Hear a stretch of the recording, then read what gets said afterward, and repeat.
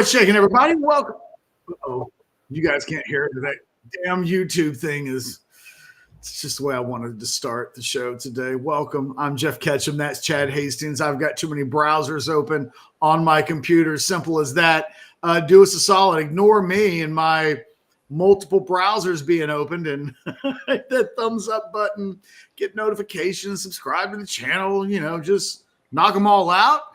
And by all means, if you're watching us live, jump into the Specs chat. The water's warm. Give us your chats. Give us your thoughts.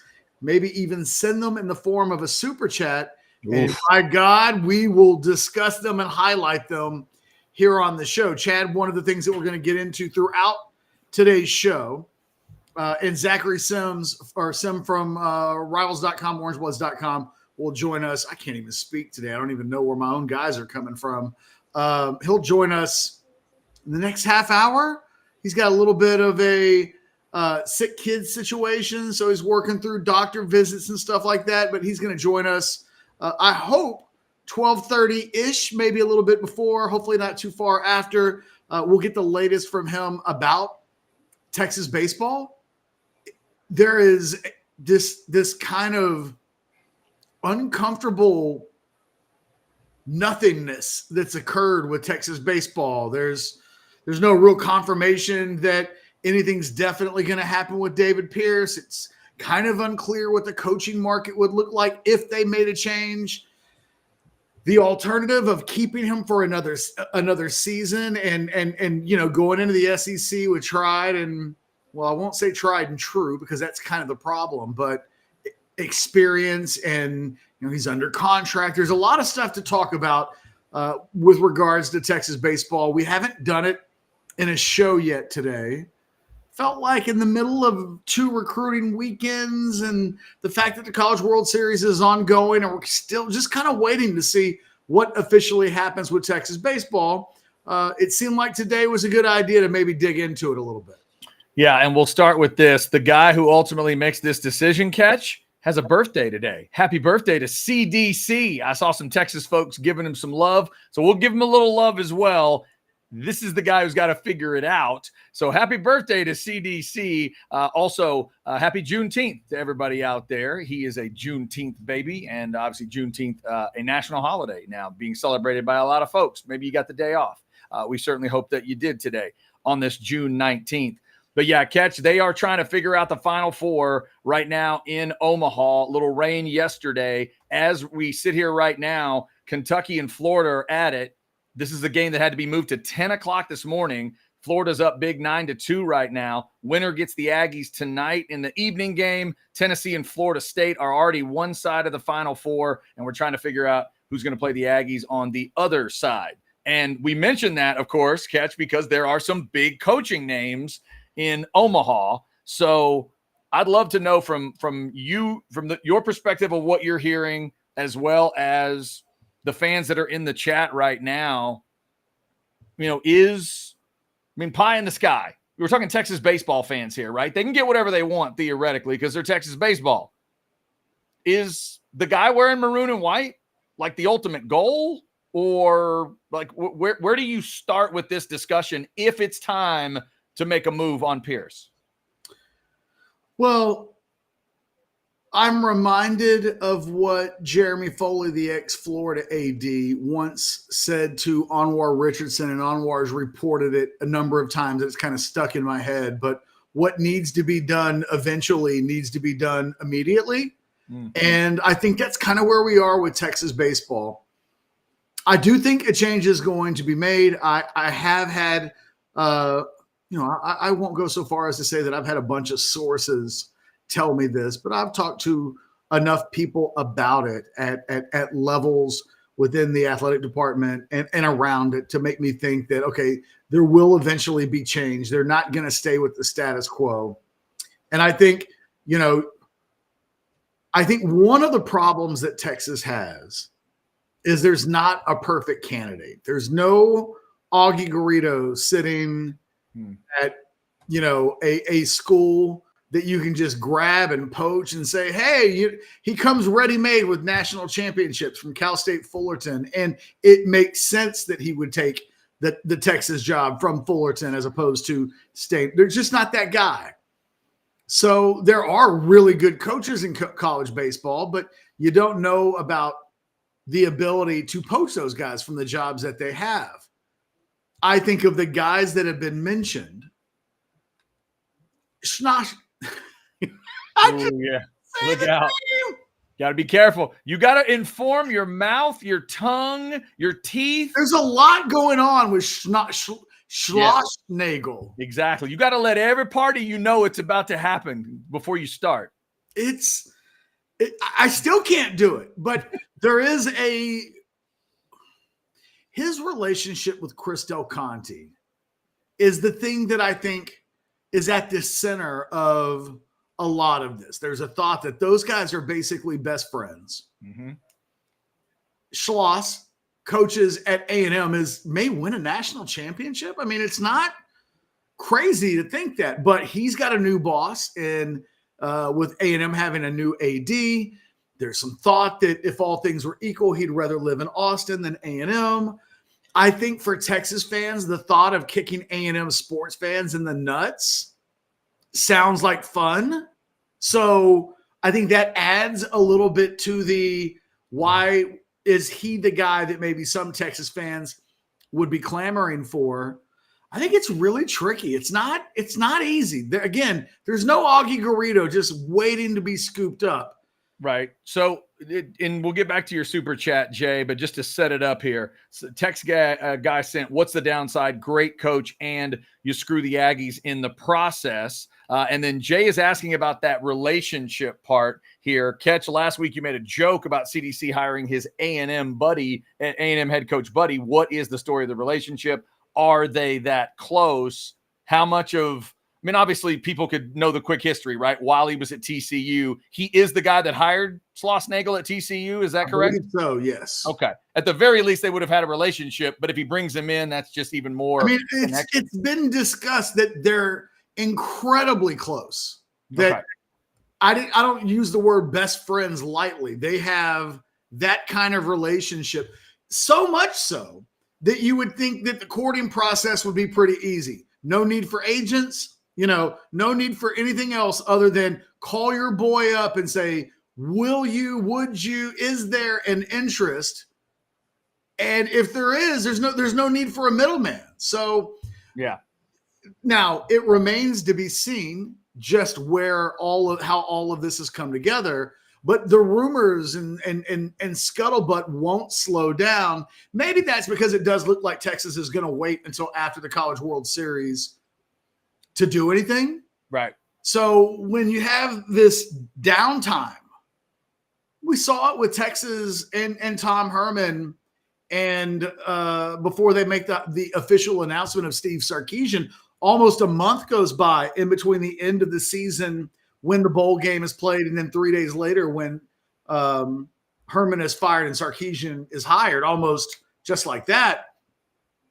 There was a lot of if you'll remember, it was, okay, is CDC going to put out a vote of confidence? How strong is the vote of confidence? We're picking apart the words, exactly what he says.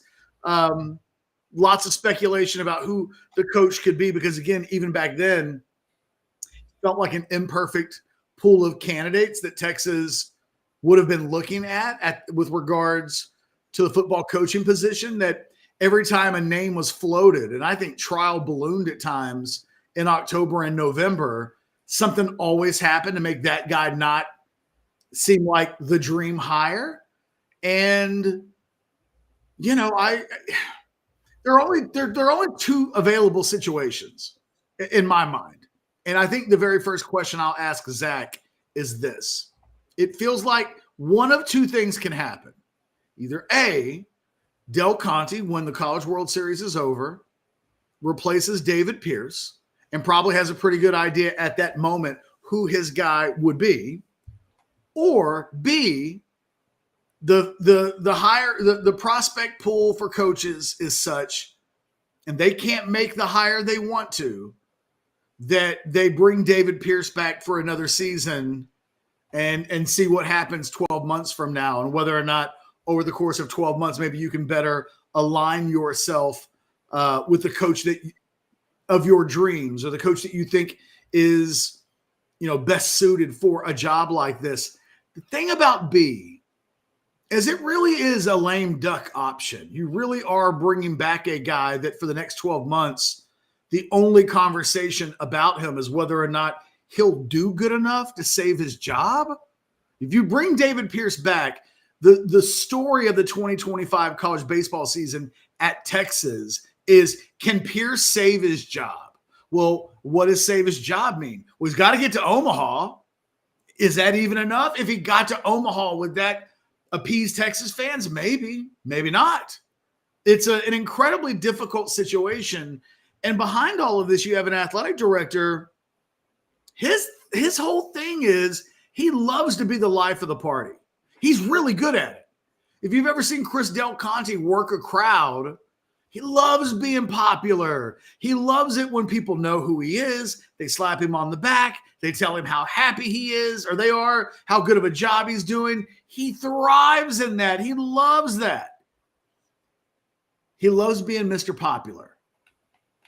To bring Pierce back is to almost embrace the negativity that would come with it, the unhappiness for a lot of Texas fans that would come with it, the anxiety, the apprehension. It becomes very tricky. And suddenly, as it relates to Texas baseball, when you think about the 2025 season, every time he goes to Dish Falk Field, he's answering those questions from Texas alums. He's going into suites, and Texas is losing in the third inning 4-1. And you know how it is, the rabble of the Texas crowd at any sporting event when things go a little bit sideways.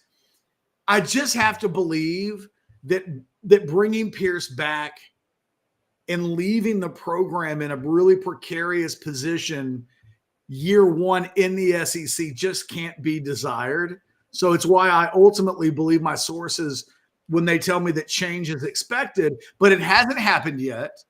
And the speculation about who it might be that would replace David Pierce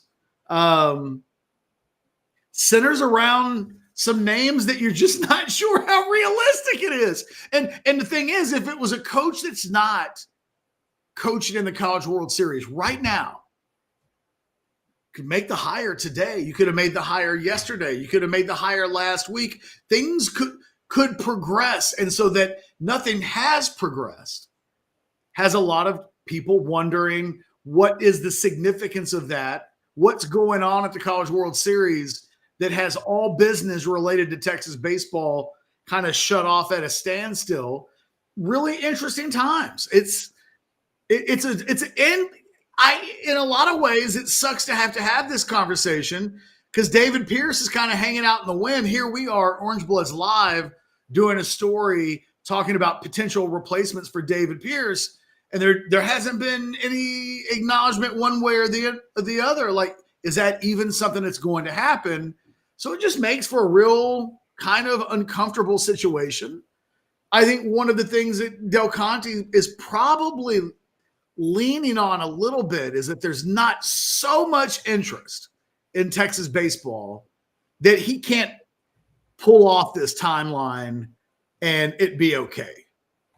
Because portal season's open in baseball. The draft is next week, right? Isn't the draft next week, or is it even sooner than that? I keep seeing stories on ESPN. I think it is. Yeah, I think it's coming up. I think it's right before the NBA draft. So yeah, I think we're days away. All right, real quick, let's knock out a couple of. We did Jay Lee's super chat, right? We did that one. Yes, we got a $20 super chat, $19.99 from El Presidente. What up, El Presidente? Good to see you.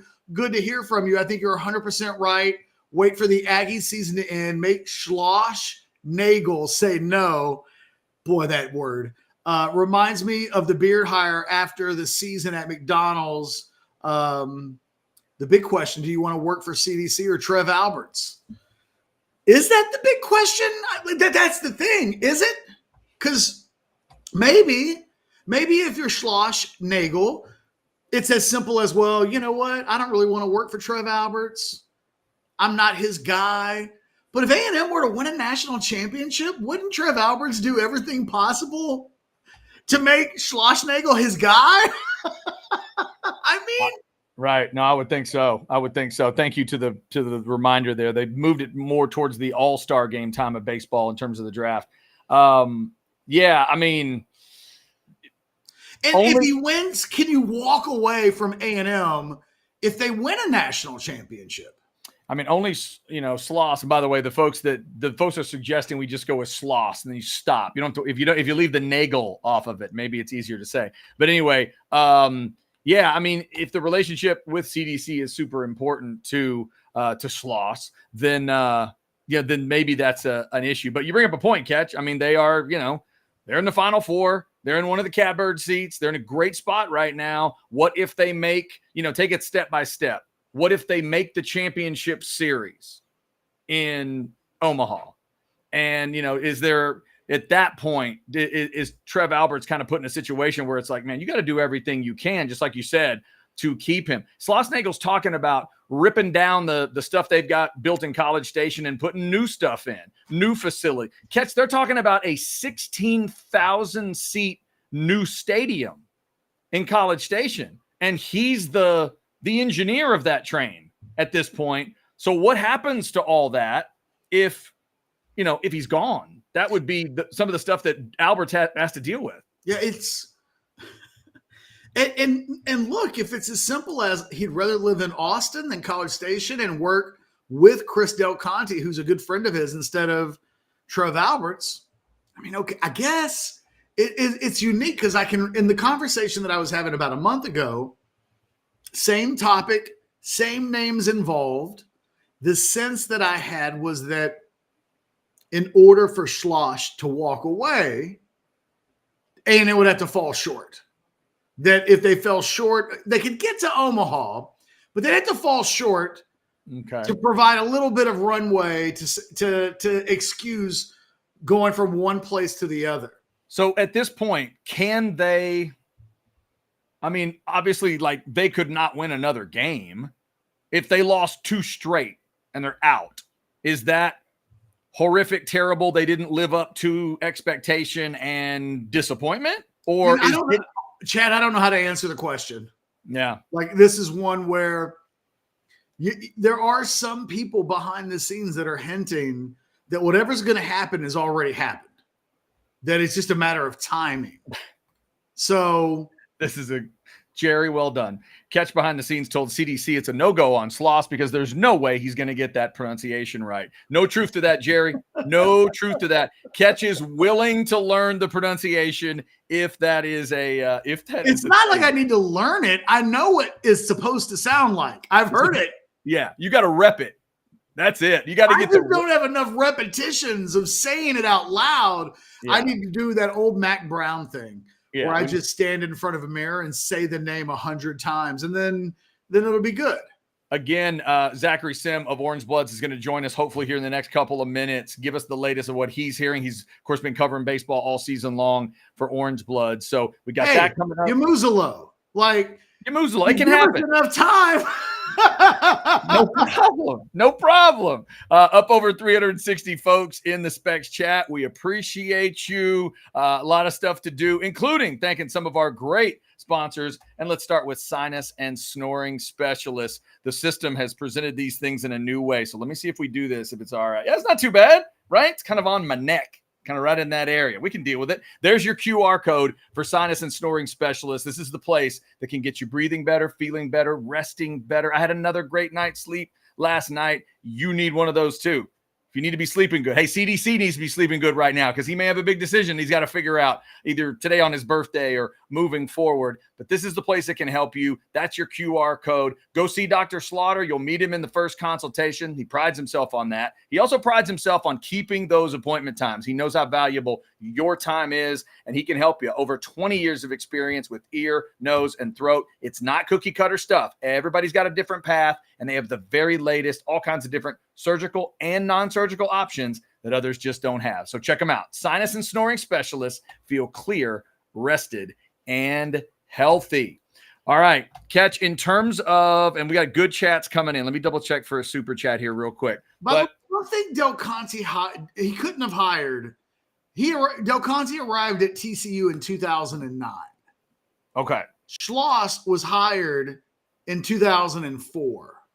Okay. So he wouldn't have hired him, but he would have been together with him for a decade.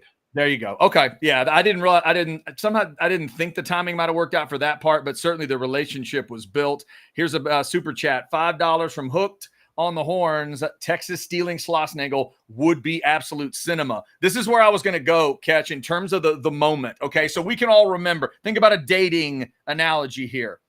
If you have like an arch rival as a guy, let's say you're a straight guy.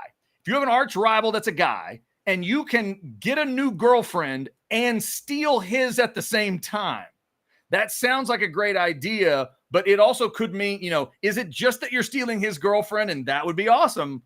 Or is it also that she is the best girlfriend you can get? Is she an elite girlfriend? Is she badass? That's the question. Based on what Schloss has done at A&M and what he did at TCU, for you, Catch, does he live up to that bar? Is he good enough that he can walk in and put that uniform on, the uniform Augie wore, the uniform Gus wore, and live up to it? I mean, probably. This is a guy that did take TCU the last 4 years that he and Chris Del Conte were together. TCU went to the College World Series every time.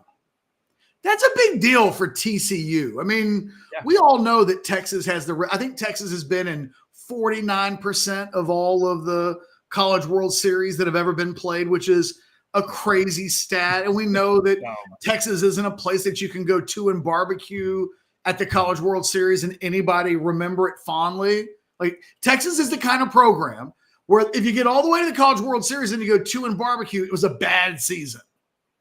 So the standards are impossibly high. And credit, we can't say it enough, credit to Gus and Augie that they could build something where the standards are so high that even David Pierce can't completely live up to them. He's been to the College World Series 3 times, but he hasn't won a title. And more than anything with Pierce, it feels like the trajectory of the program is going down. The assistant coach changes over the last couple of years have worsened the program. His taking over the pitching coaching duties, I don't think worked. They're not doing transfer market, and there's questions about NIL, which is kind of out of his control a little bit, but Texas isn't working the portal the way you'd think Texas baseball probably should. Does he have a little bit of Dabo in him where he doesn't want there are some things about the way that the program is run that I think people have questions about. If we look at Schloss for the last few years, he's been the Aggies have been to the College World Series in 2 of the last 3 seasons. If we go back to 2013, he's been in the College World Series 6 times. Mm-hmm. So, I mean, he's good. He's really good. I don't know how many coaches in college baseball that have been to the College World 6 times out of the last 9 seasons, but he's up there. Right. I agree. And the cinema part that Hooked is talking about, I think it's absolutely there because, again, he is a coach talking about taking they talked about it on a broadcast. They toured the facilities with him. He says, this is all great, but we're going to tear this down and we're going to do this and we're going to rebuild this and we're going to go up to a 15 or 16,000 seat stadium. Catch, everybody with one of those bubble makers would be flipping out. So if how big of a it would be a betrayal. Right. On some level, it would be one of those, oh man, I mean, it's not one of those, has some promise been made and has he been there 10 years? No. And there was that little issue with Schloss and the fans at the beginning. Do you remember it, Catch, early on in the series when he kind of took a shot at the fans? Like, they're booing our guy. He hasn't always looked like the perfect fit with A&M since he's been there. But right. He's not an Aggie guy to start with, right? Like, he wasn't ingrained in it on day one, kind of took a shot at the fans in that early going. Things smoothed out. And now I think he's fully embracing what it is, but deep down, like it's a deep down question for him. Only he knows, Catch, What is that? What is the uniform? This is that unique sport where they wear the uniform, right? Eddie Reese never walked out onto the deck at the pool wearing a Speedo, but he gets to walk out there in the gear. So what gear do you want to be most remembered? Is he the only guy that walks out?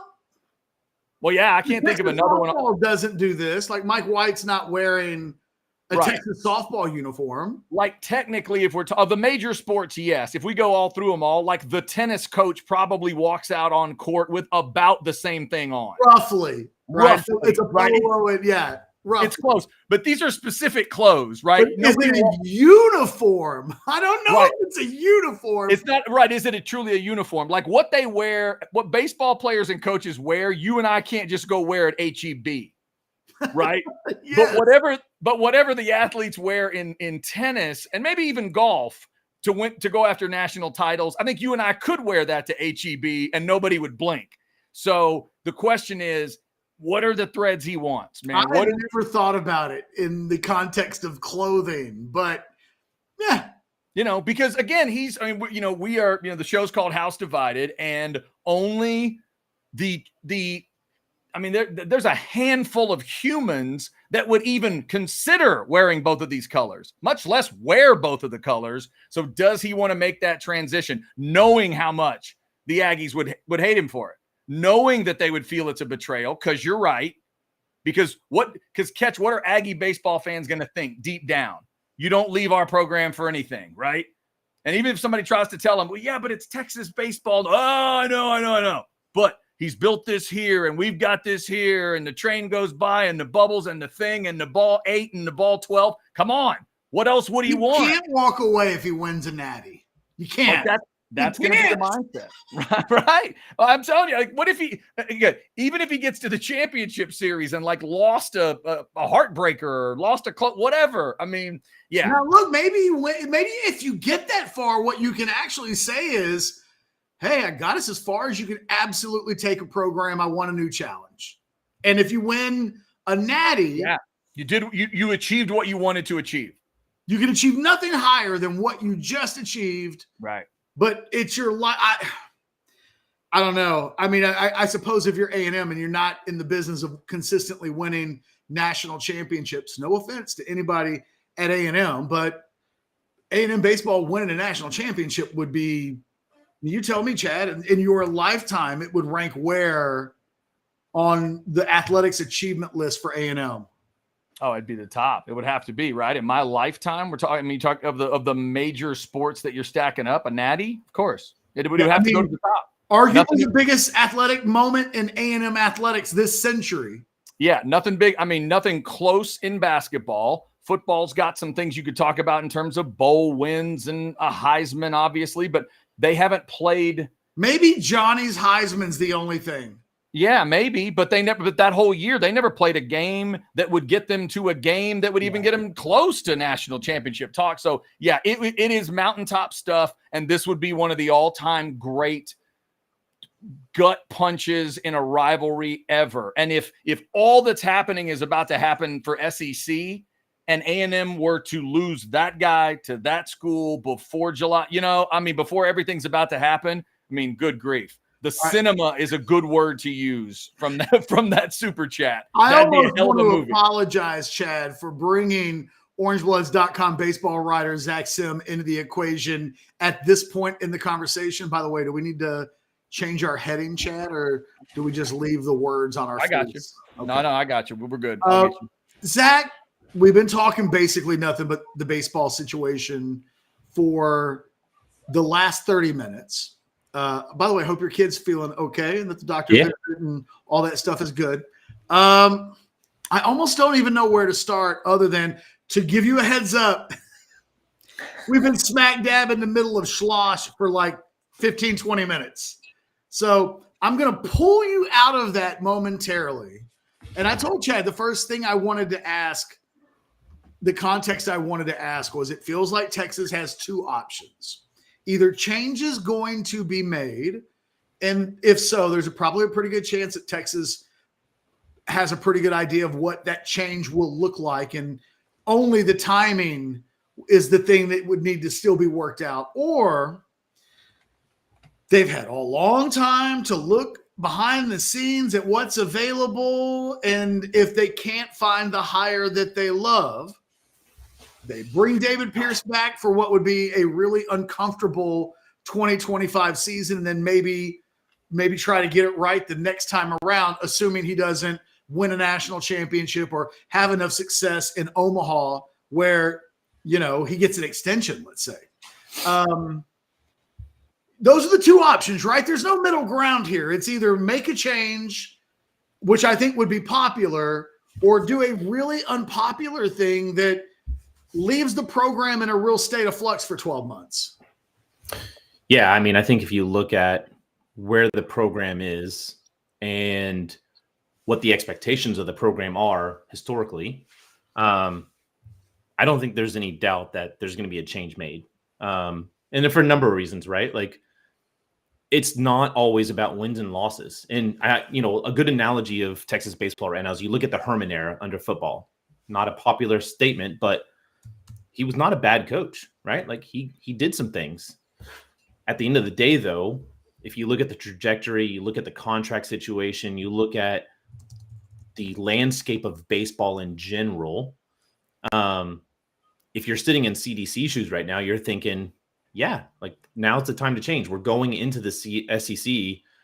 It's a different baseball game, and it's a different level of competition. You're no longer going to Manhattan. Nothing against Kansas State, who's going to have at least one first-round draft pick this year. But, I mean, you're going up against the best baseball teams in the nation, and you have to sit back and say, just like Herman, is he the guy to lead us into the next year? Is he the next guy for the next 5 years, 10 years? And I don't think, as much as I like Pierce, as much as I think he's a good coach and he's done good things, I don't think he's going to get that option, right? I think CDC is going to make a change, and it's only a matter of time.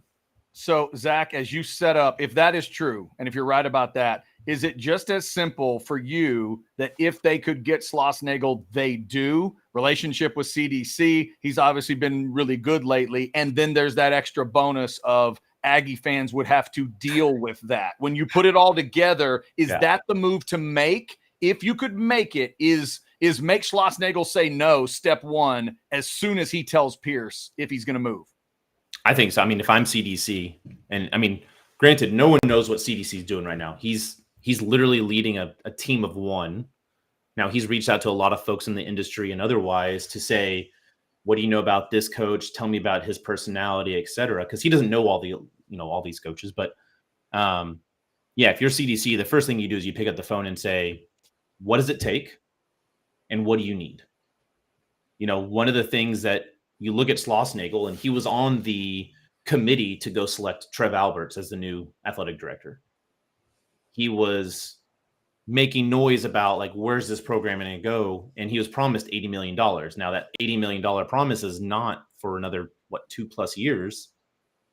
But I mean, you at least have to have the question in front of Schlossnagle simply because of the relationship there. I mean, they talk all the time. They're good friends.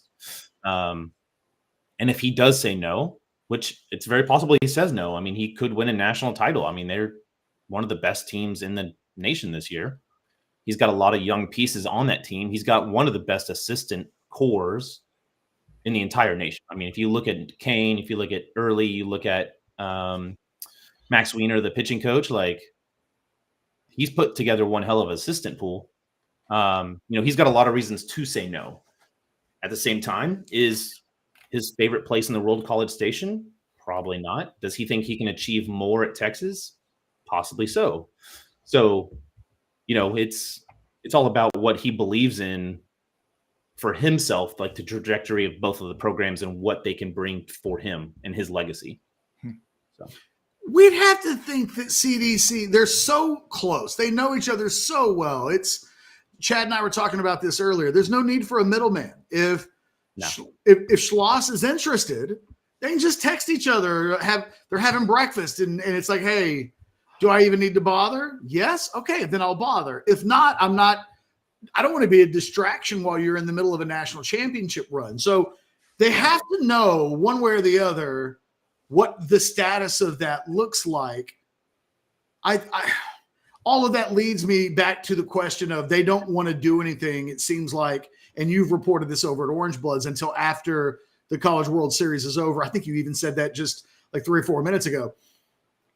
Why do that unless the coach that you're interested in is in Omaha? Because if it was going to be the guy at Clemson, yeah, he would. I don't think you'd have to wait for the College World Series to be over to do that if he was your guy. In fact, I'm often reminded of coaching changes that Texas has made in the past where you make a hire in the middle of the College World Series or something similar to that. Right when Mac Brown, the day that A&M beat Kansas, this is for the kids.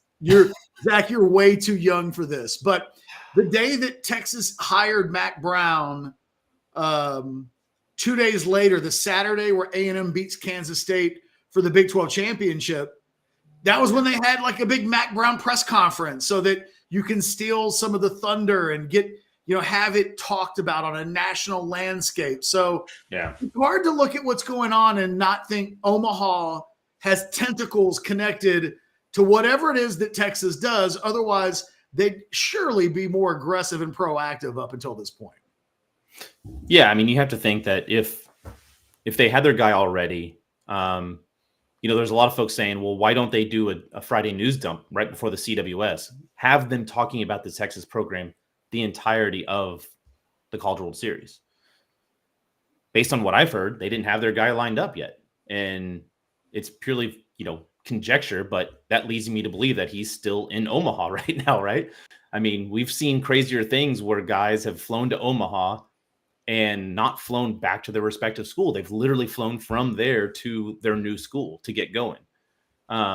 And I'm not saying that's happening this time. Like I said, CDC is legitimately the only person that's over there, holding his cards, and he's not showing his cards to anyone, but it follows along the same track of what he's done for other hires. I mean, most recently, in much different sport, obviously, but golf, wins the Big 12 Coach of the Year, resigns in the same day. The next day, they're like, oh yeah, by the way, we have our new national champion head coach coming in. And that's the way CDC operates, right? Like he lines them up and he whacks them and stacks them. And I have a feeling that's what we're going to see here. And it's just all on his timing. So Zachary Sim joining us talking Texas baseball. Zachary, let me throw out another name here that is in Omaha. He's coaching a hell of a team. It's Tennessee's guy, the other UT, the brighter orange. Talk to me about Tony Vitello. He is, how do I say this? He is a little too spicy a margarita for some people's taste. But I want you to tell me, if I'm a Texas baseball fan and I'm living that history and I'm living that expectation, he's 45 years old. So, Zach, is he the type of guy that could be like a bedrock type and he's headed the right way? Could he fit at Texas for you, or is that margarita a little too spicy?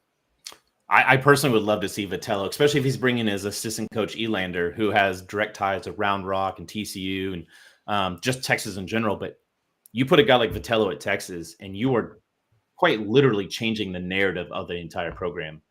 To your point, yeah, there's going to be some blue hairs that are going to absolutely lose it. I mean, they're going to be throwing margaritas at Vitello. Yes, but if you look at the game purely as an X's and O's, Vitello lives and breathes baseball. That's all he does. He lives in Knoxville. Yes, he's got his Maserati. He's called Maserati Tony for a reason. That's all he does, right? He doesn't go out to the bars. He's literally just figuring out how to build a program every single day. So you look at that and you look at the youth and you look at the ability to recruit. Absolutely. If you give me the option to sign a Vitello, you do it every single day of the week. There's been rumors around him signing a really large contract extension with Tennessee.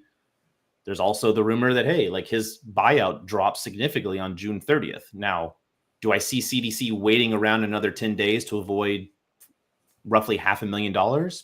Probably not. But yeah, if you have the option to get Vitello, by all means, because the next time that you're going to hear Vitello's name and coaching change, it's going to be at Arkansas. So when Dave Van Horn retires, it's like the gods have already written it in stone. It's going to be Vitello. So this is kind of your one shot that you go land him now, or you potentially see him at your rival for the next, 10, 20 years. So Hey, Catch, if he's comfortable in a Maserati, he might be comfortable in a Lambo. All I'm saying. Just saying. I was going to say, if you're just make sure, I'm mostly used to hearing about Texas baseball coaches taking taxi cabs around and not always driving sports cars. So it's a little bit of a different deal. Somewhere Augie's out there just, from heaven, letting everybody know that Uber works. Is it just those two? What happens if Del Conte hits a wall? Is there what? Because you and I have had this conversation that a few weeks ago, maybe 2 or 3 weeks ago. So a lot of stuff could happen in between the last 3 weeks or so. But there was this, if you're Pierce, like, okay, go ahead. You've got your top group of guys. But if you can't hire those guys, is your best option bringing me back? Is there a tier where it's like if Del Conte can't hit above this, maybe you do bring Pierce back for another year? Or even if David Pierce would want to come back for another year, we've just crossed too many bridges and we're past the point of no return. I think Pierce would absolutely come back for another year. I mean, he's a baseball guy, right? He loves coaching baseball. He's got one of the premier jobs in the nation. But like I said, from a CDC standpoint, he has 2 years left on his contract. His buyout's just over $2.5 million. You're going to roll into the SEC with no proven weekend guys outside of Whitehead and Grubbs. You're losing the vast majority of your offensive talent to MLB draft or graduation.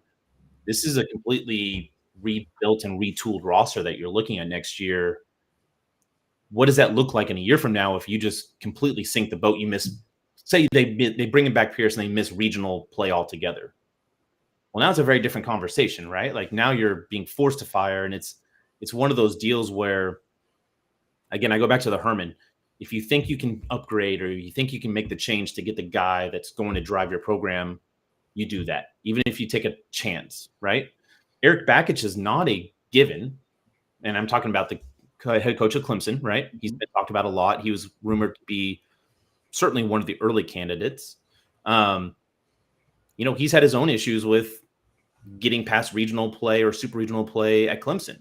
That's not to say he's a bad coach. I think he'd do a bang-up job at Texas. But I think there's enough opportunity out there to go land a coach, even if he's a younger guy that maybe doesn't have the necessary skins on the wall. Like everyone looks at this from the Augie perspective. Let's go hire the guy that has the multiple national championships. There is no Augie out there, right? The closest thing you have to that is probably Tim Corbin, and Tim Corbin's not leaving Vanderbilt. So it's going to look very different than what most people expect anyway. So yeah, I think you bite the bullet and you make the change. Hey, real quick, Chad, I hate to jump in front of you, but how the hell did David Pierce get the job in the first place? Well, if you go back to 2016, you have Mike Perrin at the helm. Oh, I remember, yeah. You got Arthur Johnson helping kind of guide Mike Perrin through you're an athletic director at the largest university in the nation. No big deal. Mike Perrin had significant ties, obviously, to the Houston group of boosters and alumni. And for kind of the very first time, you had the boosters and former players going, you should look over here to the left. Texas had conversations with all the top guys, Pat Casey, the coach from UCLA, who I'm blanking is Savage. They had coaches interested in the job, and they essentially talked themselves out of landing a top head coach, for lack of a better word. I mean, they had guys lined up that would say yes if they would let them say yes. They volunteered themselves to hire somebody that had only had marginal success in his entire career. Pretty much, yeah. Okay. It's been a while. I had to refresh myself on how we got here because, what we're talking about, it's Pierce's resume is not empty now. So if you were to go hire the 2024 version of David Pierce, it would be like, well, you're hiring a guy that has had no postseason success at a high level to get rid of a guy that's been there 3 times. It's not nothing. So it's just, they got to do better than they did back in 2017, I guess. Or this thing's a big waste of our time. Yeah, for sure. But again, you look at the landscape of baseball, and it looks very different. If you look at the pure numbers, wins and losses, yeah, you keep Pierce every single day, right? Going back to 2017, there's only been, I think, 2 programs that have been to College World Series more than Texas. And you're looking at LSU and Florida. And looking at Florida, O'Sullivan, he's not a guy that Texas is ever going to touch. He was looked at back in 2017 or 2016 as well. There's some history. There's some, there's a reason that there's Aggies yelling at him in the dugout. Now, do I approve of that? No. But on the thread of what they were yelling about, they're not wrong, right? So he's not a guy that Texas could ever bring in. But then you look at some of the kind of the coaching trees. And this is where, if you look at the legacy of Augie, probably the biggest hole that you'll see in the legacy of Augie is the lack of a coaching tree. Places like Clemson, Tennessee, even places, other places in the SEC like Ole Miss, Mississippi State, they all have guys that have come up that have either played there or have had success there as assistants. Texas doesn't have a coaching tree necessarily that they can just lean on. I mean, the closest thing would be Skip Johnson, and he's at OU, so he's at your rival. Would he jump at the Texas job? Probably so. There's probably boosters that would love to see Skip at Texas, but they've had that opportunity before and they've passed. So what makes you kind of say, hey, this is the guy that can really lead there? I mean, he was on the hot seat before, what was it, the 2022 College World Series when he made the finals. So, you circle back around to guys like Tim Tadlock. If you look at the trajectory of that program, you're even more looking at like, ooh, that's not great. So there's not a huge coaching tree to pull from. And that's probably one of the biggest downsides to this coaching search is there's not a guy that you can just point at and say, yes. Catch, I'm pretty good here. Otherwise, Zach, I would just ask maybe a simple timeline question. Do you think this is going to be after the World Series is over? We're either going to get a Pierce is staying, or we're going to get a combo Pierce is staying Pierce is going, and here's our guy. In my opinion, if Pierce was staying, we would have already heard that. Okay. Like I said, So I used the Herman analogy, but yeah, I think after the CWS, I think it's going to come to a very quick and abrupt conclusion.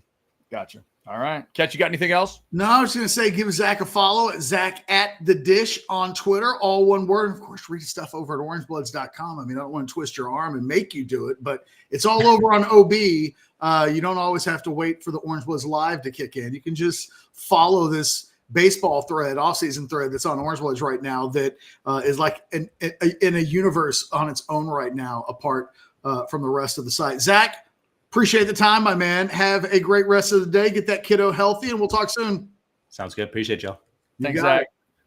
All right. There you go. Zachary Sim, we appreciate it. Now, there have been fantastic things going on in the chat while we were trying to have a serious conversation. We will get to that award-winning stuff. But first, as I was listening to the conversation, Catch, I realized one way or the other, boy, am I going to need some Deep Eddy vodka. The tasting room is out there in Dripping Springs. I might need all 8 flavors in combo. There's peach and orange, my 2 favorites in the upper left. You got lemon, you got lime. How about your ruby red? How about your sweet tea if you're into that kind of deal? Maybe you're a cranberry type of person, or it's that original Deep Eddy vodka. Those cocktails are amazing in the upper right. Or maybe if things don't go, well, right or wrong, either way for your team. Maybe it's just a flight. Maybe get a flight and start sipping. Thursdays and Fridays, 11 to 7, Saturday, 11 to 5, Sunday, 12 to 5. As soon as that OB cocktail is ready for this first season in the SEC, we're going to let you know, and I will go out there and test it. I would never ask you to drink a Deep Eddy vodka cocktail that I had not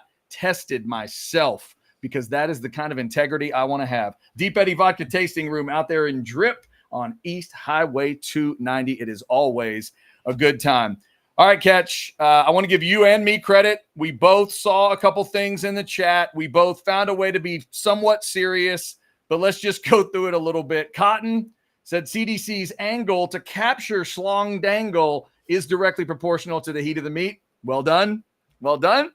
Then we had Schlossnagle and Wiener is the best pairing to bang out a new staff.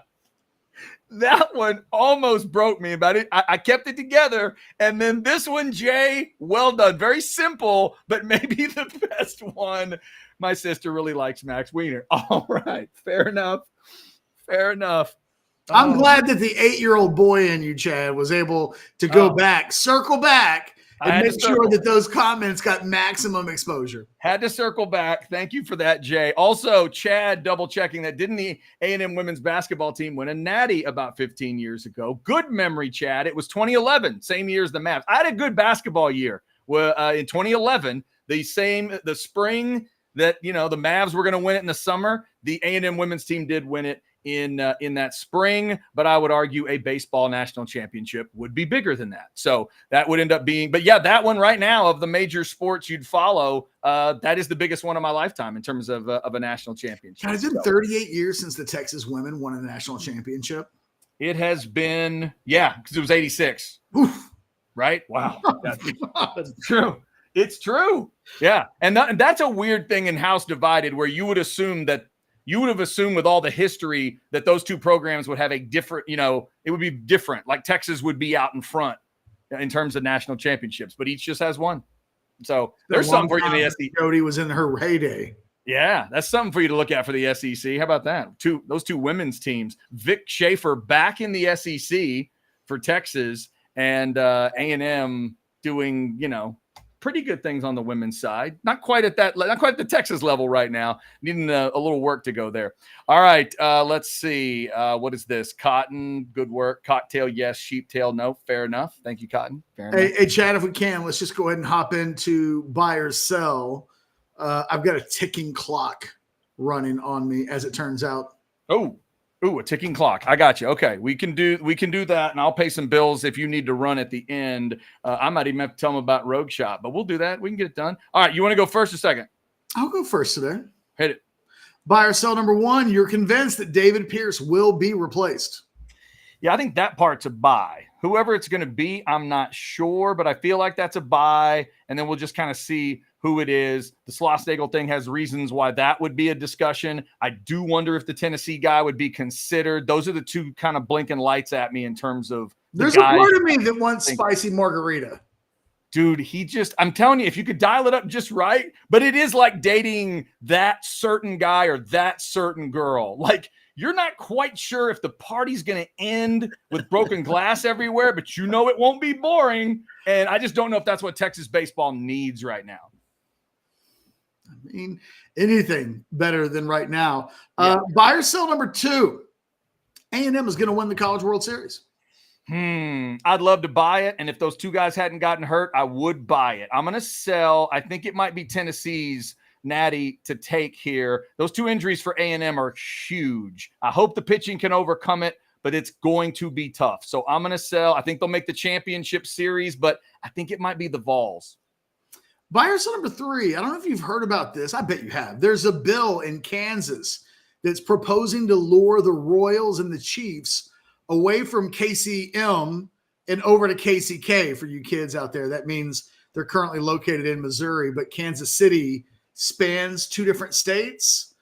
You don't think it's a big deal that either would go to Kansas City, Kansas? Okay, let's see. Now you typed, and you think that's a big deal. Okay, and you think that's a big deal. I'm going to sell as long as you're telling me they're not physically moving. Like, if you're saying they're going to go new stadiums and move them both? Yes. That's the proposal. Yeah, it's a big deal. I'll give it a lowercase buy because I've seen those two stadiums. They're right next to each other.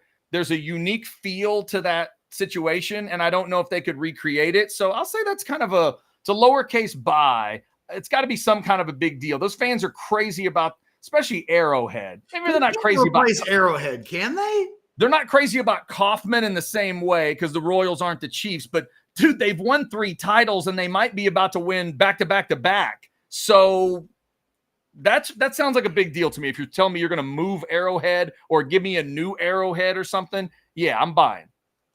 Buy or sell number 4. Donuts are overrated. Sell. I love donuts. Love donuts. Now, Is the overly fancy stuff in donuts overrated? Yeah. Cream-filled, jelly-filled, the eclairs and all that stuff. I think that's overrated, but donuts? When I see that word, I just think of a good old Homer Simpson glazed donut. That ain't never going to be overrated. Give me 10 right now. Okay. Some people have different feelings on donuts. Yeah. Not me you. too. Oh, I have different feelings. They're very strong, positive feelings. All right. And finally, buy or sell number 5. You've seen both Tombstone and Wyatt Earp, and you think that Tombstone is the better movie. You're going to sell because you haven't seen either movie. Oh, no. I've seen both. You and I've had. Wow. Okay. Well, remember, you and I had this full discussion back in the day, and we really pissed some people off. So here's the distinction. You think Tombstone is the better movie. That's a sell.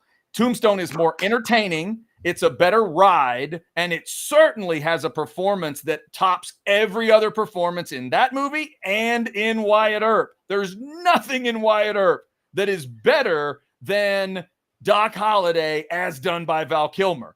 But if you're just defining what is a great movie, Wyatt Earp is a better movie. Tombstone gets a little schlocky if you're paying attention. It's a professional wrestling styled movie. It's kind of the Varsity Blues of Westerns, but it's fun as hell. What's more fun? Tombstone by a mile, because Wyatt Earp is taking a test compared to watching Tombstone. I thought we had this discussion before, and now I'm reminded of it. Oh, discussion. We probably had a month worth of discussion when you and I watched both movies. We broke it down for people. We both agreed, and they hated us for a long time. I will say you're right about the Doc Holliday bit, that nothing is as good as Val Kilmer. But Dennis Quaid's Doc Holliday is still very good. It is. And this scene where he's drunk and Kevin Costner comes and Wyatt pulls him out of the horse trough and he's soaking wet, and he turns around to everybody in town and goes, "You all can kiss my rebel dick." It is one of the great cinematic moments in history. It is. I mean, it's a hell of a movie, but again, you got to have a 3.5 hour commitment to get there. It's like watching Dune. I'm sure Dune 2 is badass, but it's like going to class to watch the damn thing. Whereas Tombstone is just going to make you feel good. It's like, what? I get to eat cotton candy all afternoon? Yes, you do. By the way, I know that's going to set people off in the chat. People haven't completely responded to it yet, but we know how that goes. Okay, your turn. All right, here we go. Let's start with Texas football catch. Buy or sell number 1. Jason Sukamel likes 7 guys from last weekend to commit to UT. You think it's less? Sell. I think there's a chance it could be more. Oh, okay. Could be more than that. Keep your eyes peeled. Recruiting hour coming up. We'll get you more details on that. Buy or sell number 2 catch. If I make you pick a national champion in college baseball, you'll take the Aggies.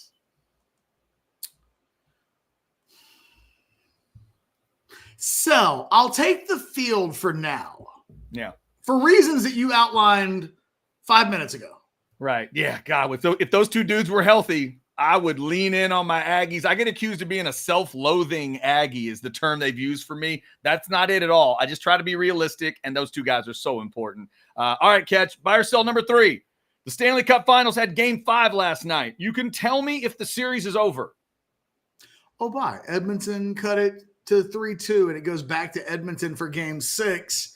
Well, and I don't know any Florida – it's Panthers, right? Correct. I don't know any Florida Panther fans, but if I did, I got to believe their sphincters have tightened up a little bit. Because you almost assume that Edmonton will handle business at home, right? And then we might be sitting on – I tell you what, I have not live watched any Stanley Cup action so far this year. Other than, I'll be flipping around and the game will be on and I'll stop for a second to kind of see what's going on. And I might watch a minute or 2, but then I bail out and I go watch something else.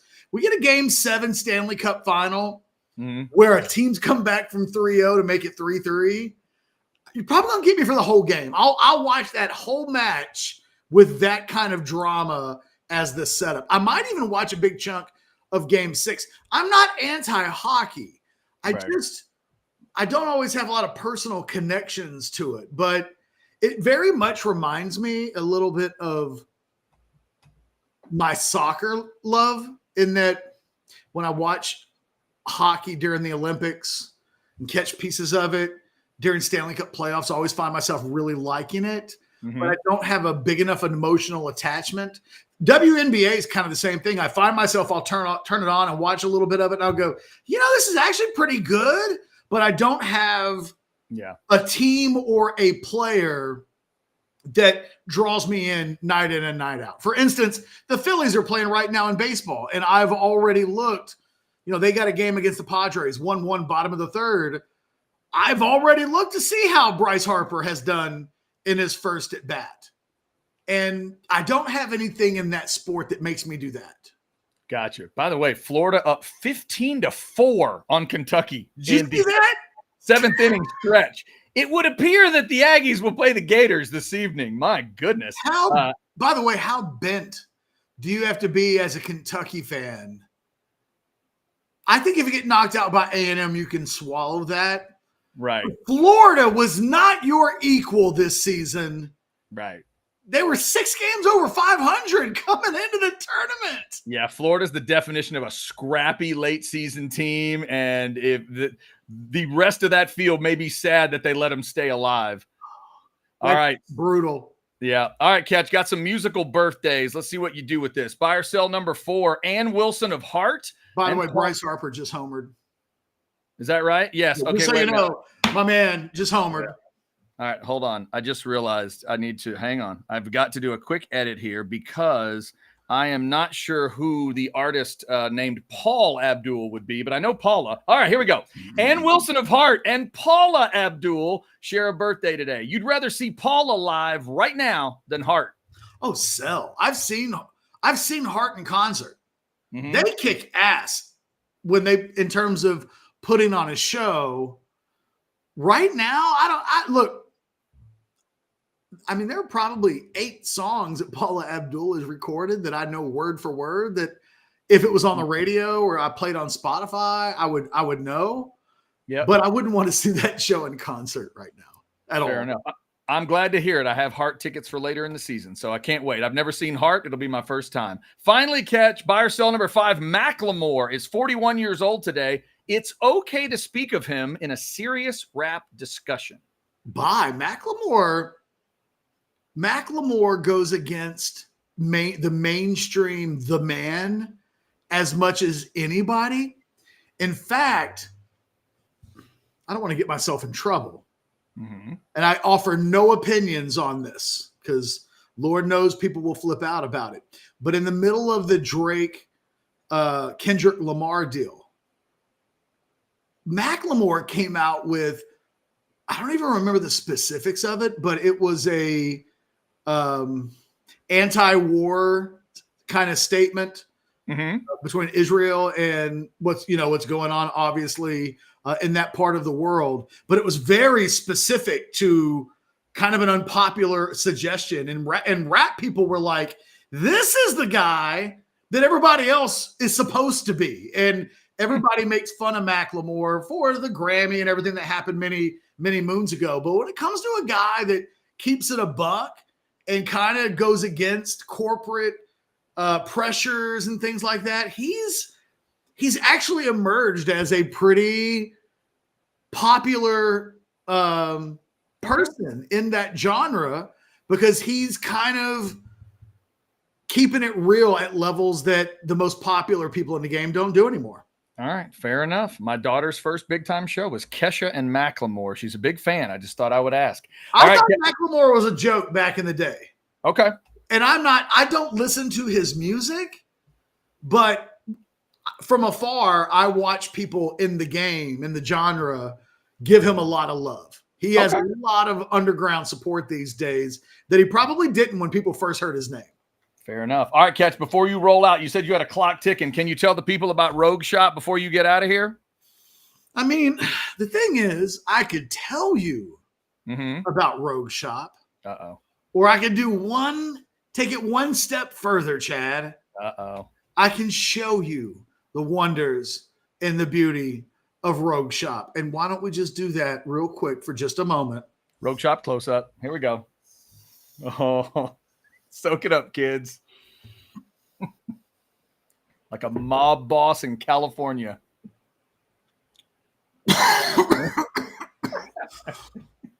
My day just got better. I've been having a hard day. People on Orange Buds have been annoying the fuck out of me today. Chad asked me earlier how I was doing. I kind of gave him a bah humbug. You did get a little smart ass with me. Oh, just snarky. Yeah. Now I'll chill out. Now I won't be so snippy. Now life is a little bit better. All because of Rogue Shop. All because their products make life a little bit better. Pain, anxiety, anger. I know people that don't do drinking well, right? Mm-hmm. When they drink, they become worse versions of themselves. Matter of fact, there's somebody, I won't say his name because I won't put him on blast. He's not here to defend himself. But I know somebody that you guys all know really well as well, who was more of a drinker than he was a Rogue Shop partaker. Then he started taking Rogue Shop and he's like, I'm a better human being. Now I get the same thing that I want from other things, but it doesn't make me nearly as emotional, let's say. It's the little things in life. You want to feel good. You want to be relaxed. And you want to do it in a way that still makes you the best version of yourself. Rogue Shop. Go to the website. Check it out. Buy some products. If you have any questions, go to the chat. Ask Shar. She'll likely, almost certainly ask you, hey, can I help you with anything? Tell them, man, I've got this going on. Do you have anything for it? And let them make your life a little bit better. There it is. All right. See, there's no way I could have done that. That Wendy is so alarmed at the idea that you would partake in Rogue Shop, knowing all it's gonna do is like relax you. I know. It relaxes me, and I need it. There you go. It's just a shame. Just a shame. Next time I see Wendy, I'm going head first. Full blast. I'm going to be like Chad. I brought the product with me. There you go. Let's go to the car. You go give it a shot. All right. So you need to roll here. I got a couple more bills I need to pay before we get done. You got to roll. I'll stay. Pay some bills. I'll be a team player, but I'm going to make some people angry. You go ahead. I'll make people angry, but now I've taken a little bit of the load off. There you go. You're calmed down. And one thing that could get people a lot more calmed down is if they had the big badass TV setup that they've always wanted. AV Consultations can help you do it. This is the place that is setting up. If you're in the Austin area, have you ever been to Pluckers or Cover 3? Those are the two big dogs that come to mind. When you go to those places to watch games, this is the place that sets it up. AV Consultations, 255-8678. They've been doing it since 1988. You understand what I'm saying? 1988. I mentioned it's Paula Abdul's birthday and Ann Wilson's birthday. Yeah, they were both a big deal then too, back in 88. So AV Consultation has been doing it that long. All the changes in screens, all the changes in sound, all the changes that has happened in the business, they followed it all and they can help you out. Let them handle every detail. Let them buy the TV. They can get better deals than you can if you just run out to some big box store. Just calm down, breathe in, breathe out, and give maybe Rogue Shop, breathe in, breathe out, and then give AV Consultations a call, 255-8678. There's your QR code. Make love to your wife. There it is. You can do that too. 73 days until kickoff. You have time Dang your mistress to get it set up with AV Consultations. All right. The only other thing we need. Hold on, Chad. I have a question. You kept me around. Okay. So I hit refresh on Twitter. Mm-hmm. German soccer coach got caught on camera again eating his booger. What? Really? Have you ever eaten a booger? Oh my God. I've never, not even as a kid. Like, look, man, I probably have done some gross things over the course of my life. I used to eat cold hot dogs on a piece of bread with like strawberry jelly. Like I've eaten some gross things. Boy, that's a combo there. It is a combo, Chad, and my mom reminds me about it all the time. Yeah. Remember when yes, Mom, I remember when I would just go grab a hot dog out of the hot dog package, and I do. But Yeah. I've never had, I won't dime out my kid because I got two of them. Right. But I have caught my kid eating a booger before. And I'm like, you can't, I went in. Right. I was like, look, there are a lot of things in life you can do. You can't be booger eater, man. Have you ever eaten a booger? I am going to plead the fifth. What's the thing? Like, what's the payoff? What is the payoff? I really don't know the full layers of that particular discussion. Again, if I see a grown man doing that, and I'm looking at the video of it right now, what's he knows he's on camera. Yeah, that one's tough. He's been caught on camera eating his boogers before, and he did it again, which means he must love eating his boogers so much that he doesn't care that it's going to be seen by people. Yeah, my only theory for this coach, not to defend him, my only theory is just that he's a clean freak. Him, aren't you? Go ahead. He's a clean freak. That's the only way I can try to defend him. What does that mean? That means that he is a clean freak, and if there is a space that he feels is cluttered and he can clear the space, that, he clears the space. Now, the question then would be, why clear the space and do that with the, with the material? That would be the extra discussion. That I cannot answer for him. Only he could answer that for himself. That's my only thought. Clean freak. That's it. In retrospect, I figured you'd have an answer. I don't know what that was that you just spit out. I'm just giving you some theory. I don't know, man. People in the chat, explain it to me. I don't know that I've ever heard a good reasoning. What does this mean? I'm afraid to ask. What does what mean? Where is it? Hang on. I didn't see it. What is it? What? I'm assuming they mean when you partake of Rogue Shop, what is your favorite food when you get the munchies? What's my favorite munchie? Yeah. Oh. Like if you get the munchies off of Rogue Shop, what do you want to go? I read that as, what's your favorite crunchy? Oh, I see. And then I thought he was making like a booger reference. No. It's a munchie catch thing. You're too focused on the nose thing. They're asking you just what do you want to work on? Like if you're just really in that mood, is it chips? Is it cookies? Is it candy? You just want to go like lay out a burger? What do you do? That's the thing.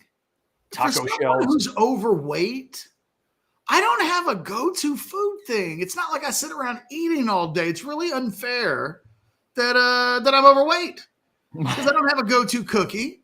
It's really unfair. No, if it was like, if you were like, Catch, what's your favorite deal? And you're like, oh, the Haagen-Dazs. Right. Oh, I'm going through a pint a day. Well, you could go, Catch, you need to lose 40 pounds, but we totally understand why. You eat a pint of Haagen-Dazs every day. Right. I don't have that. I don't have anything close to that. I don't have a go-to snack. I mean, let me think. In the last 72 hours, I have partaken in constant Rogue products. Okay. Mm-hmm. That's a good one, Paxton. Bugles is good. You can kill a lot of Bugles. I don't even know what Bugles are. Are those little are those corn chips that? Yeah, the corn chips that are conical shaped. My wife buys those, I think, for my kids or maybe herself. I think I have some in the pantry. I've never even tried it. It's that's one of those addictive foods. You can eat like 25 Bugles and not know you even did it. Let me tell you what my go-to snack is. Lance's makes these peanut butter and honey crackers. Okay. So you know how you can get peanut butter crackers in a 6-pack? Right. Theirs is peanut butter and honey. So the honey's in the cracker or the honey is on the it's inside. I don't know how to make it. Okay. But they're the only peanut butter and honey crackers I've ever seen.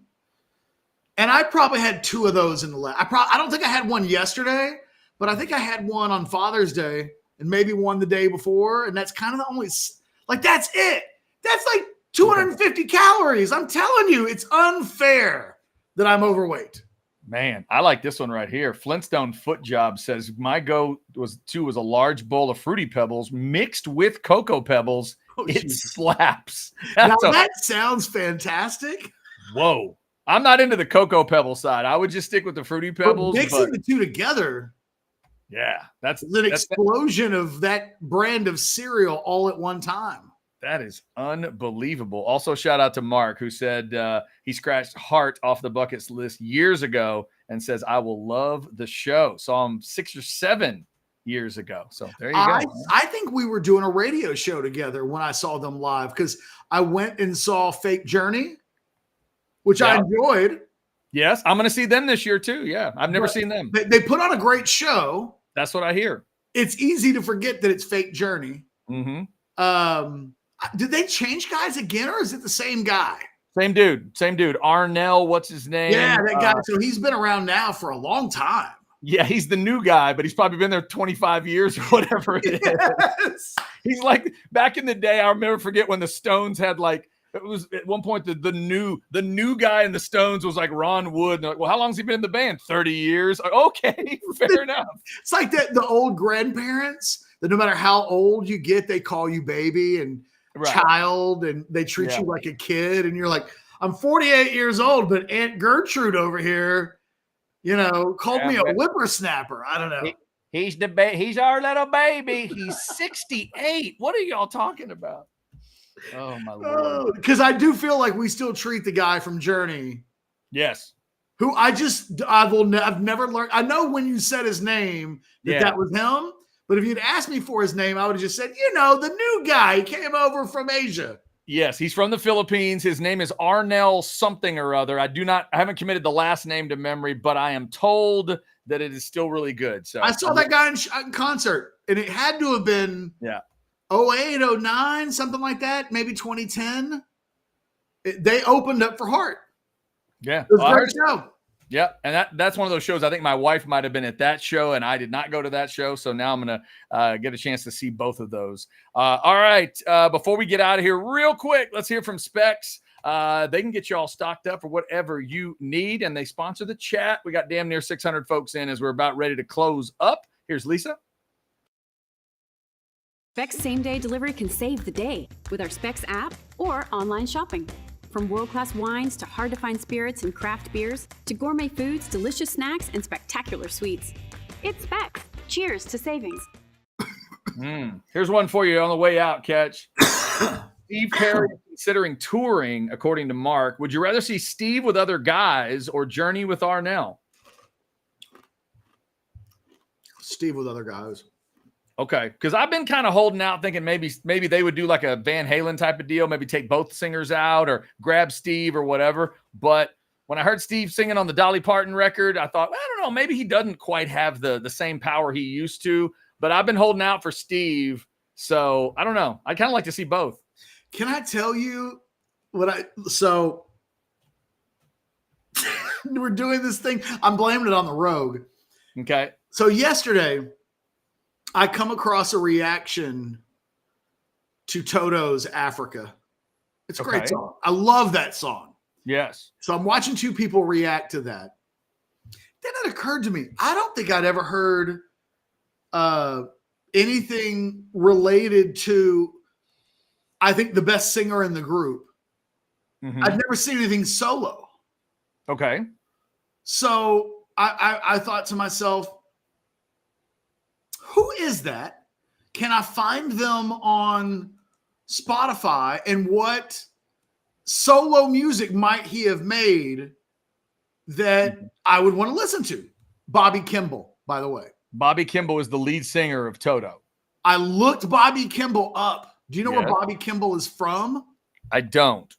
He's born in Orange, Texas. Interesting. Yeah, I don't know a lot about Toto. He's lived in Louisiana his entire life. Okay. But because the town he lived in Louisiana didn't have a hospital, he was born in Orange. Gotcha. Which, to me, that makes you a Texan. Sure. And I feel like you get to claim that guy forever as like, that's our guy. He's a Texan. So you're telling me, don't they get to claim Babe Didrikson too? Do they get to claim Babe Didrikson and the lead singer of Toto? Isn't she Orange? Yes. Man, you go Orange. And I asked this question on Orange Bloods. We get to claim him. And there were a lot of people who were saying, no. I was like, well, no, you're born in Texas. You that makes you a U.S. Like, that's how you become a U.S. citizen. Where were you born? Like, where were you born? Yeah, I think we claim him. I want to claim him as a great Texan, that when he was a baby, he drank the same milk from Texas cows that George Foreman drank from. And that somewhere the ability to put those runs together came from when he was a baby and he was sipping on that Texas water and that Texas milk. Is this true too? Thanks. What up, Alfio? Yes. Earl Thomas? Man, Yeah, Orange, Texas, producing some serious talent. By the way, here's to hoping Earl Thomas is having a good day and healthy as can be. Absolutely. Absolutely. Also, Alfio throwing in a happy Juneteenth to everybody. We mentioned that earlier. Yes. Hope everybody's having a good Juneteenth. Maybe you get the day off. Everybody be good if y'all go to the cookout or there's a party today. Yeah. Everybody just listen to some good music, eat some great food, hang out with good people, keep the pieces at home. Yeah. One of the most my rule of the day. Leave your piece at the house. That is a good idea too. And also, Catch, I felt bad when I saw that Galveston is going through some flooding because that area always has a great Juneteenth celebration for some obvious reasons. And they got flooded out. They had to keep stuff today. Have you seen all that rain they had in Galveston? Well, yeah, all that's supposed to have hit us and it didn't yet. Okay. I was anticipating 4 inches overnight. That's what she said. And it hasn't rained yet. Fair enough. All right. You got anything else on this baseball-oriented show that we started out with, talking about the future of David Pierce? Anything else? We're in an hour 20. There's just no way to avoid it. Yeah. One of these days, one of us is going to have to offer to pay the other one if we can come in under an hour. We'll have to figure out a way to do that, but we won't do that. Anything else we need to hit? No, I just hope I'm going to watch a little more soccer today. No booger eating. I don't know what it is with these Euro coaches. You never know. They like to snack on their boogers, and it's gross. Things are gross in Europe sometimes. So we got to, different. It's a different world. It's a different culture. All right. Thank you for liking, subscribing, and getting your notifications. Up over 600 folks. Somehow the list grew. They stayed with us during booger discussion and everything else that we did. Thank you for staying there. That discussion, the Toto discussion, Steve Perry, it went all over the place. And we'll just end it real quick with Ryan, who doesn't want Schloss. Ryan wants Vitello as the new Texas baseball. I'm kind of with him, if I'm being completely honest. Yeah, it's an idea that could be an interesting one to check out. Maybe CDC has that one in his pocket too. We'll see. All right, quick programming note. This afternoon at 4, it is the recruiting hour. Jason Sukamel and myself talking about these visits coming up this weekend. Huge weekend for the 21st.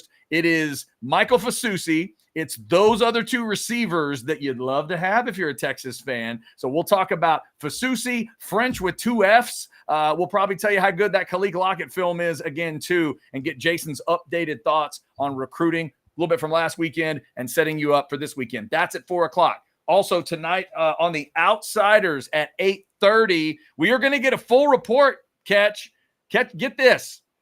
Did you see the scene in College Station this past weekend when the King, George Strait, came to Kyle Field? Did you catch some of those pictures? Amazing. Did you catch some of those images? Look at this thing. Look at this. What in the world? What in the world was happening over there? Apparently, Chance Mock was one of the guys in that throng there, and Chance is going to give us his full recap of the King at Kyle Field. I think it's like 110,000 they're reporting for that concert. So we're going to get a full recap from Chance, and late in the show, in the Outside, around 9 o'clock or so, Doc Hastings is going to jump on the Outsiders, and Jason Dick is going to ask him a Jason Dick-worthy question. What was the nickname that we gave Jason Dick the last time that I was on the show? That is Bear Dick. There it is. That's right. Yes. If you haven't heard the sounder, here's the sounder. Bear Dick. Roar! There you go. Oh God, I forgot that was a thing, Chad. That happened. That did happen. For the record, Bo Edge still continues to not enjoy the Bear Dick part of it. He loves the raw more than he loves the rest of it. This part he loves. Well, that is the best part. It is the sell. You sell that.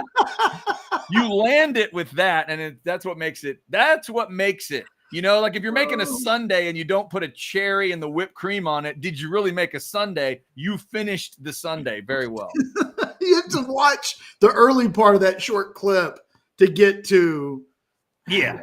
You got to sit through the early part to get to that big finish. So that is coming up tonight. Jason Dick with a question or two, who knows, for Doc Hastings, since I am in the Doc Hastings lair here in Cisco, Texas. So we're going to do that tonight on The Outsiders. And Doc Hastings will probably be drinking something on a What Are You Drinking Wednesday. So that'll be weird. And we'll get Chance's recap on George Strait. All right. Thanks for liking and subscribing and getting those notifications. Until tomorrow at high noon, when we'll bring you a Thursday show. We are house divided, and Catch is a little more rogue. I was going to say, Rogue Shot made that last 30 minutes of the show so much better. Shout out to Rogue Shot for helping Catch out today. Hope his soccer goes well, and hope your Juneteenth goes well also.